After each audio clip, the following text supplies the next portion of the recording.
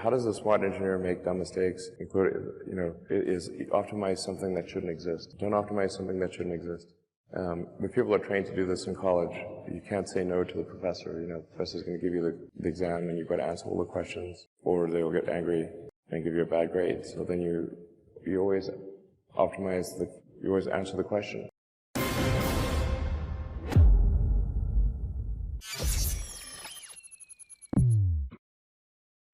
Yeah, well, there's a lot of technical problems to solve.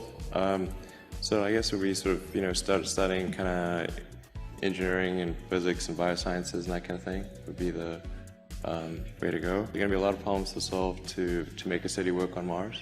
We were thinking of just as sort of a semi-joke, putting a job description on our website for urban planner in brackets Mars. There's going to be just a tremendous amount of problems to solve.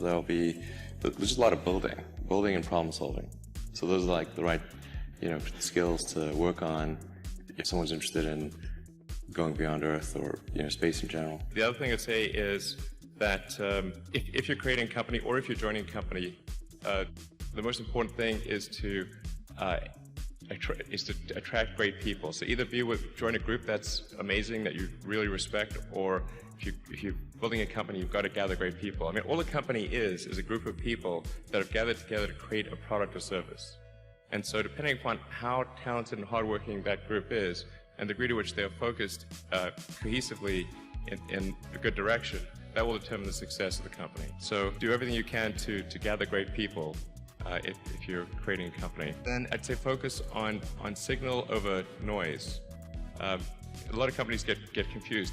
They spend money on things that don't actually make the product better. For example, at Tesla, we've never spent any money on advertising.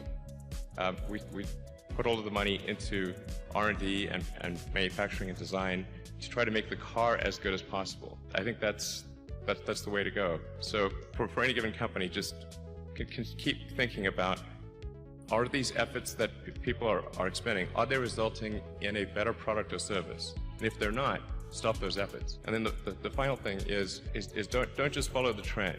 So you may have heard me say that it's good to think in terms of the physics approach of first principles, which is, rather than reasoning by analogy, you boil things down to the most fundamental truths you can imagine and you reason up from there.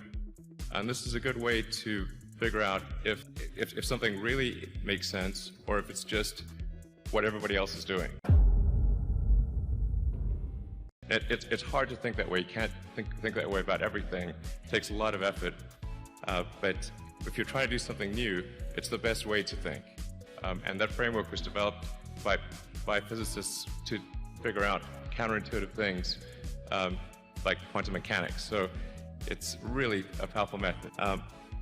Anyway, so that's, and then I think that the final thing I would encourage you to do is, now is the time to take risk. You don't have kids, but as you get older, your obligations increase. And once you have a family, you start taking risk not just for yourself, but for your family as well. It gets much harder to do things that might not work out. So now is the time to do that before you have those obligations. So I would encourage you to take risks now, do something bold. You won't regret it. People to have a high pain tolerance. I mean, maybe there are occasionally companies that get created where there's not an extended period of extreme pain, but I'm not aware of very many of such instances. But I do think that new great entrepreneurs are born every day, and we'll continue to see amazing companies get built. I would definitely advise people who are starting a company to expect a long period of high difficulty. But I mean, as long as people stay super focused on creating the absolute best product or service that really delights their end customer, like if they stay focused on that, then if you get it such that your customers want you to succeed, make sure if your customers love you, your odds of success are dramatically higher.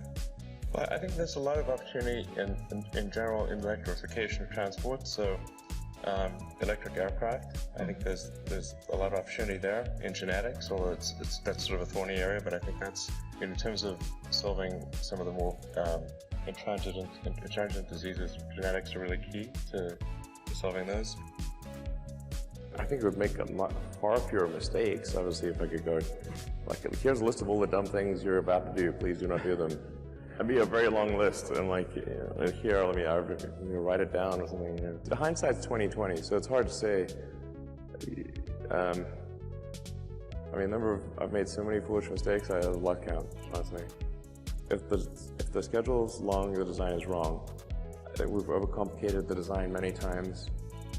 And I think we should have just gone with a simpler design, with the acid test being, how long will it take for this to fly? And if it's going to take a long time, don't do it. Do something else. Sometimes you should say no to things that you don't. You know, like the original Falcon 1 team, which the fairing, tanks, engines, everything pretty much, was maybe a little over 100 people. And now SpaceX is like 6,000 people. Simplify your product as much as possible, you know, and then like, if I think of some of the ways in which, how does a SWAT engineer make dumb mistakes? You know, is optimize something that shouldn't exist. Don't optimize something that shouldn't exist. When people are trained to do this in college, you can't say no to the professor. You know, the professor's going to give you the exam, and you've got to answer all the questions, or they will get angry. And give you a bad grade. So then you always optimize you always answer the question. A lot of the times you should say this is the wrong question.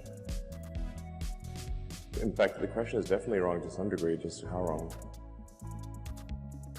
And I think just generally taking the approach that your design is some degree wrong, probably a lot more than you think. Your goal is to make it less wrong over time.